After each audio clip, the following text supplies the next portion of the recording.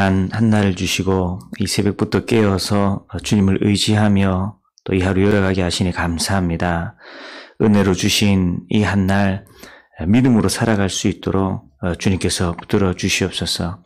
하나님께서 살아 계신 것과 하나님께서 자기를 찾는 자들에게 주의 말씀을 부어주시고 기도 가운데 응답하시고 성령으로 충만케 하심을 굳게 믿어 그 주님의 도우심으로 세상을 이기고 주의 사명 감당하는 믿음의 한날 될 수 있도록 주님께서 함께하여 주시옵소서. 예수님 이름으로 기도합니다. 아멘. 오늘 같이 보실 말씀은 누가복음 2장 1절에서 20절까지 말씀입니다.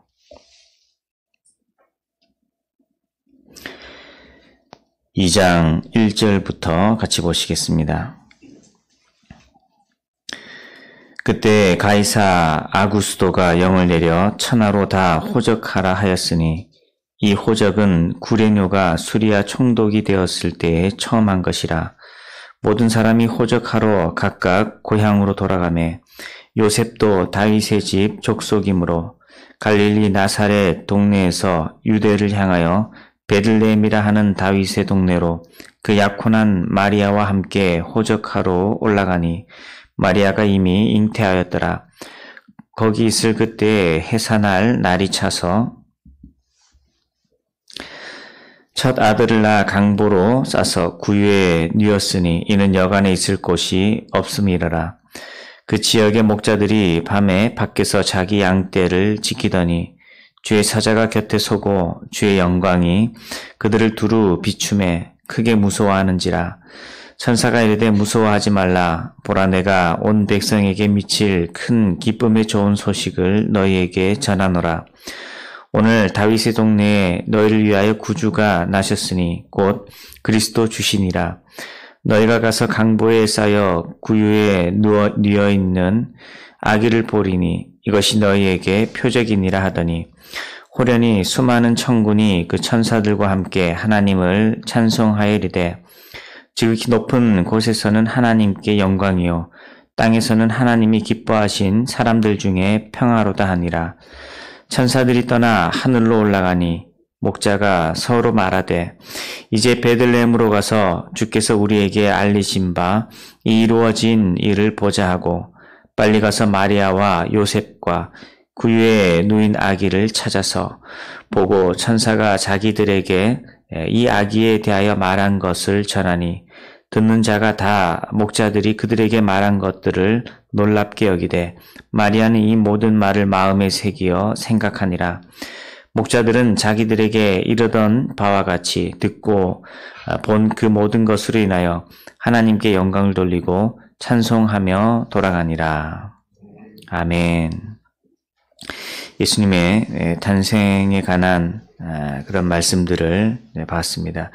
1절부터 7절까지는 성육신의 그런 과정, 내용에 대해서 기록하고 있고 또 그 이후로는 예수님께서 왜 이 땅 가운데 오셨는가 그것을 말하고 있습니다. 예수님을 기다린다. 이 당시 사람들에게 있어서 믿지 않는 사람들에게 있어서야 그것이 그들에게 소망이 될 이유가 없었고 또 주님의 오심을 기다리는 자들도 없었지만 이스라엘은 달랐죠. 약속을 받았습니다.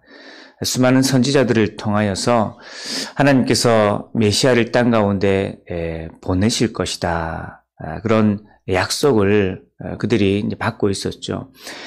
하나님의 살아계심을 믿고 하나님의 역사를 소망하는 그런 하나님의 백성이라면 그 약속을 늘 마음에 품고 그 약속에 소망을 둔 채 그 약속을 의지하는 믿음의 삶을 사는 것이 마땅하겠죠.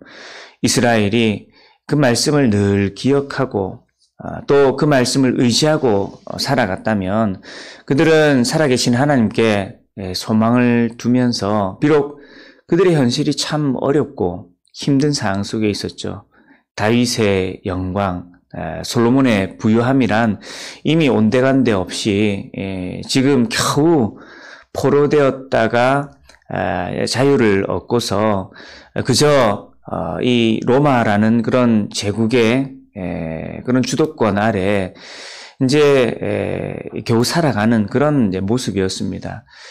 그런 힘들고 어려운 상황 속에 있었기 때문에 그들은 오히려 더 하늘의 소망을 품고 육신으로 살아가는 삶의 현실 속에 자신을 만족시킬 능력이 없고 또 자신이 가진 힘으로서는 로마라고 하는 그런 강대국조차도 스스로 넘어설 수 없는 연약한 그들이기에 그들이 오직 말씀을 기억하면서 말씀대로 역사하실 하나님의 일들을 기대하며 살아야 되는데 어느덧 이 이스라엘 백성들은 이방인들과 구별되지 않는 그런 육신적인 존재가 되어버려서 그들의 소망이 하늘에 있는 것이 아니라 땅에 있고 또 육신의 만족에 이끌려 살아가고 그저 눈앞에 보이는 현실에 이끌려 살아가는 인생들이 되어버린 거죠. 그런 이스라엘의 연약한 모습들이 예수님이 탄생하는 그 과정 가운데도 그대로 비춰지는 겁니다. 예수님께서 약속하신 대로 한 여인을 통하여서 이 땅 가운데 오게 되실 때에 물론 그 한 여인의 잉태한 모습을 보고서 아이를 가진 모습을 보고서 그 태 속에 있는 아이가 예수님이다, 메시아시다라는 것을 알지는 못한다 하더라도 그 아이를 가진 부부가 이 야밤에 머물 곳이 없어 힘들어할 때에 하나님의 나라 이스라엘이라고 하면 다윗의 후손들이라고 하면 하나님을 경외하고 그러기에 하나님을 사랑하고 이웃을 자신과 같이 사랑하는 그러한 이 마음의 자세로 어느 누구 한 사람 정도는 자신의 포근한 그 잠자리를 이 여인에게 그 부부에게 내어주고 출산을 앞둔 아주 위태로운 그 상황을 안전하게 잉태할 수 있도록 돕는 그런 모습은 보여줄 수 있었을 것인데 어느 누구도 이 한 생명에 대한 그러한 이 사랑하는 마음과 또 한 생명이 안전하게 태어나는 일에 대하여서 관심을 가지는 이들이 아무도 없었다라는 거죠. 이것은 그저 사람들이 자신의 만족과 안위만을 생각하는 그런 이기적인 존재가 되어버렸다. 너무나 각박하고 육신적인 존재가 되어버렸다라는 것을 넘어서서 그들이 하나님 나라의 백성으로서 그 영적인 정체성을 더 이상 갖지 않은 채 너무나 인간적인 존재들이 되어버렸다라는 것이죠. 그러기에 예수님의 나심은 왕으로서 이 땅 가운데 오시기에 구세주로 이 땅 가운데 오시기에 많은 이들에게 환영을 받고 또 그의 나심을 기다리는 사람들에게 의하여서 예수님의 오심을 축하받고 영광받으며 이 땅 가운데 오셔야 했지만 그러나 그 땅이 준비되지 않았기에 주님의 오심을 기다리는 사람들이 없었고 또 주님의 오심을 기다리면서 철저히 하나님 나라 백성으로서 살아가는 이들이 너무나도 적었기 때문에 예수님이 그 낡고 낡은 너무나 지저분하고 누추한 그 구유에 이 안긴 채 태어나실 수밖에 없었다라는 것이죠. 그러기에 예수님의 나심은 그저 운이 없어서 이 마리아와 요셉이 미리미리 준비하지 못하여서 누추한 곳에 태어났다라고 볼 수 있는 것이 아니라 그 시대적 상황이 어땠는가, 이스라엘 백성들이 어떤 자세를 가지고 살아왔던가 하는 것을 볼 수 있다라는 것이죠. 오늘 우리의 삶도 마찬가지입니다.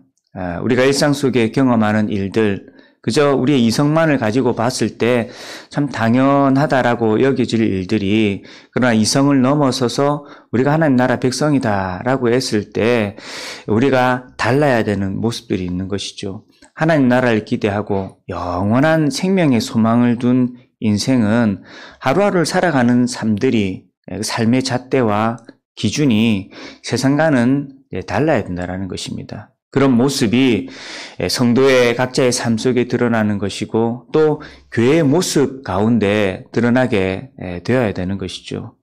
그런 관점으로 오늘 우리가 겪고 있는 이러한 시기들을 되짚어 볼 때도 코로나 시국 속에 분명히 제도적으로 또 그릇된 인식과 여론에 의하여서 교회가 어려움을 당하는 일들이 무척 크죠. 우리는 그것을 먼저 인식하고 있어야 될 것입니다. 하지만 또 한편으로는 교회가 세상과 구별되지 못하여서 온전히 복음으로 살아가면서 하나님 형상을 닮아가고 말씀에 온전히 순종하고 또 하나님을 사랑하며 이웃을 사랑하는 그런 하나님 나라 백성으로서의 모습을 또 우리가 온전히 순종하며 충성하며 섬기지 못하였기에 우리가 믿음 없이 살아온 모습들에 대한 또 하나님의 이 징계와 책망하심이 우리 가운데 있지 않는가 하는 것 또한 발견할 수 있어야 된다는 것이죠. 그래서 이 코로나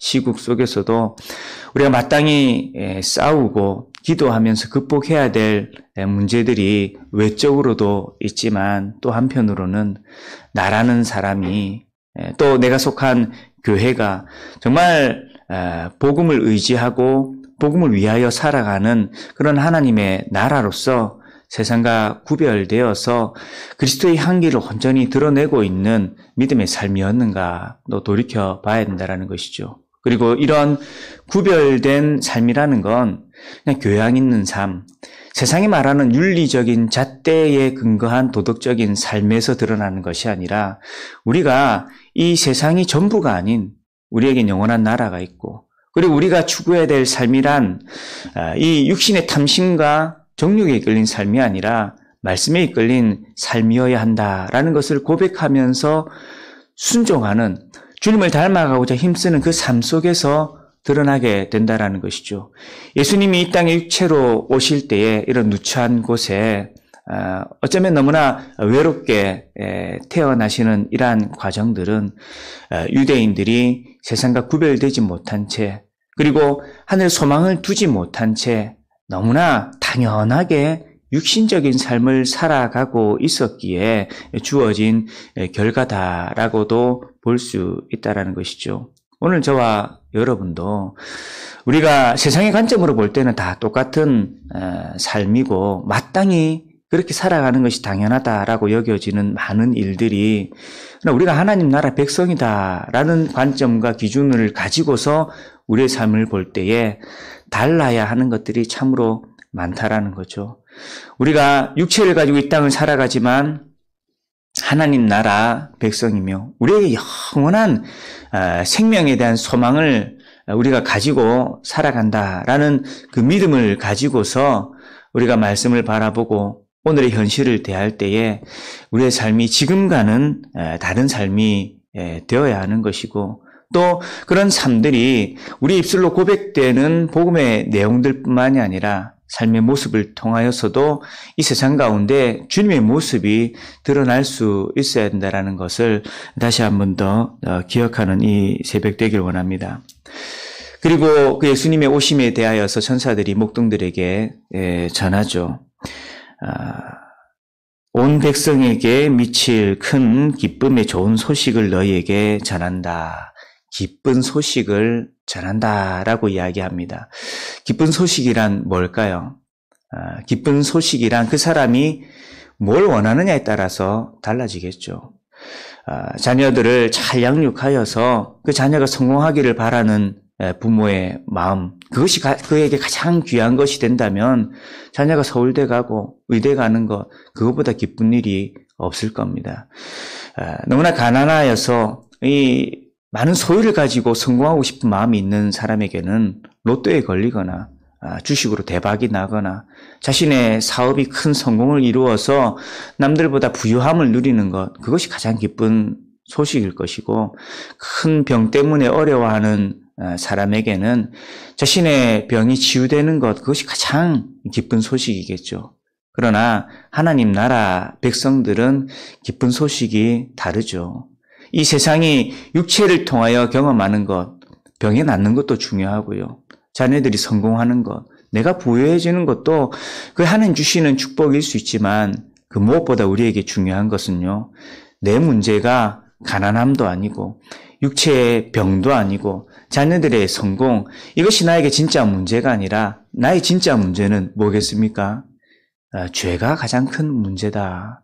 그래서 자신의 문제를 자신이 죄인이다라는 것을 인식하는 사람에게 있어서는 이 세상의 육체적인 문제는 그건 문제가 될 수 없는 거죠. 왜냐?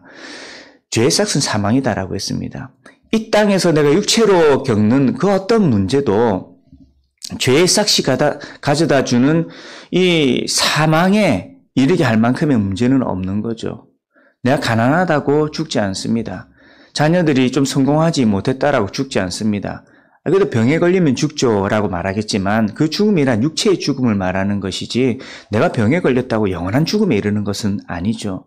그러나 죄의 결과는 사망이다라고 했습니다. 이 사망은 단지 육체의 죽음만 가져다 주는 것이 아니라 영원한 사망을 가져다 주는 것이기 때문에 죄보다 우리에게 심각한 문제는 없죠. 그래서 자신의 가장 큰 문제가 죄다. 내가 하나님과 단절되어서 하나님 주신 영원한 생명을 얻을 수가 없고 하나님 나라에 속할 수 없는 존재다라는 것을 늘 기억하는 인생은 그에게 가장 큰 기쁜 소식이 뭘까요? 하나님 주시는 구원의 은혜죠. 그래서 천사는 기쁜 소식을 전한다라고 하면서 오늘 다윗의 동네에 너희를 위하여 구주가 나셨으니 곧 그리스도 주시니라. 왜 그것이 기쁜 소식인가 하는 것을 덧붙여 말합니다. 다윗의 동네에 너희를 위하여 구주가 나셨다. 구세주가 오셨다. 하나님과 단절되어서 하나님의 진노를 피할 수 없었던 허물과 죄로 죽을 뻔한 것이 아니라 이미 죽어버려서 스스로 생명을 취할 수 없었던 인생에게 하나님께서 자기 백성을 불쌍하게 여기시고 사랑하시고 또 택하셔서 그 아들을 보내주셨다라는 것이죠. 그것이 가장 큰 기쁨의 소식이 된다라는 겁니다. 오늘 저와 여러분에게 기쁜 소식이 뭘까요? 여러분 무엇이 가장 기쁜 소식입니까?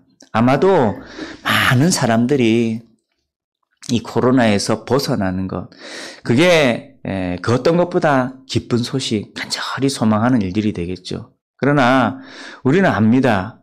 뭘요? 코로나가 없어졌다라고 해서 우리의 문제가 해결되는 게 아니다라는 걸 우리는 알죠. 세상은 그 가치가 어떤 것보다 귀한 가치겠지만 우리에게 있어서는 이게 중요한 문제이기는 하나 근원적인 문제는 아니다라는 거죠.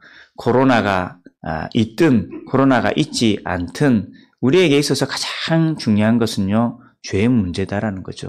물론 오늘 우리는 이미 오신 예수님을 의지하여서 그 이름을 힘입어서 이 죄의 형벌에서는 벗어났습니다. 죄의 형벌에서 벗어났다라는 건 내가 하나님 자녀 되어서 이제 더 이상 지옥 가지는 않게 되었다라는 거죠. 그러나 오늘 우리에게도 필요한 것은요, 죄의 권세에서 벗어나는 겁니다. 죄의 형벌에서는 벗어났지만 분명히 오늘 우리는 죄의 권세, 사단의 유혹과 그 정욕에 끌려서 너무 쉽게 육체가 되어버리고 욕심대로 살아가 버리는 우리의 모습들이 있는 거죠.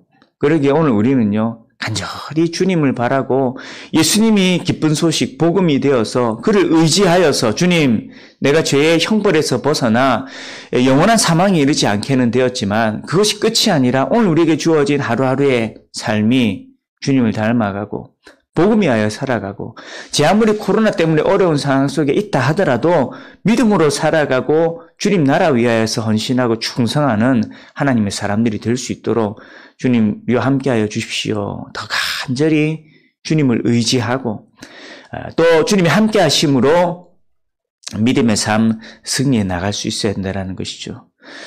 그러기에 오늘 우리에게 있어서도 가장 기쁜 소식은 뭡니까? 예수님입니다.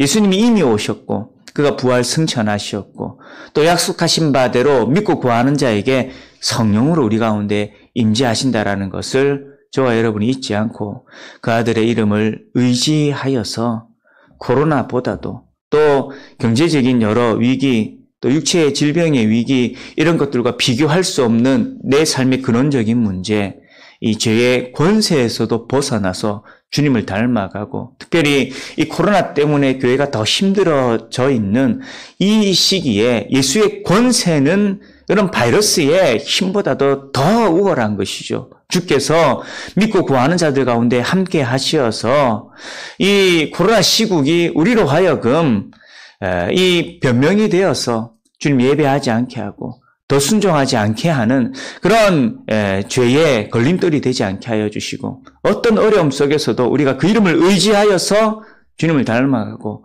사명을 감당하고 또 믿음의 예배로 주께 영광 돌리는 하나님 나라로 굳건히 설 수 있도록 함께하여 주시옵소서. 우리에게 참 기쁜 소식이 되는 예수 그리스도 그 이름을 의지하여서 저와 여러분이 주님 주시는 영원한 생명과 또 승리를 누릴 수 있기를 주님의 이름으로 축원합니다. 오늘도 주신 말씀 기억하시면서 우리에게 기쁜 소식 예수 이름으로 승리하며 주님 닮아가게 하여 주옵소서. 같이 주여 부르시며 기도하시겠습니다. 주여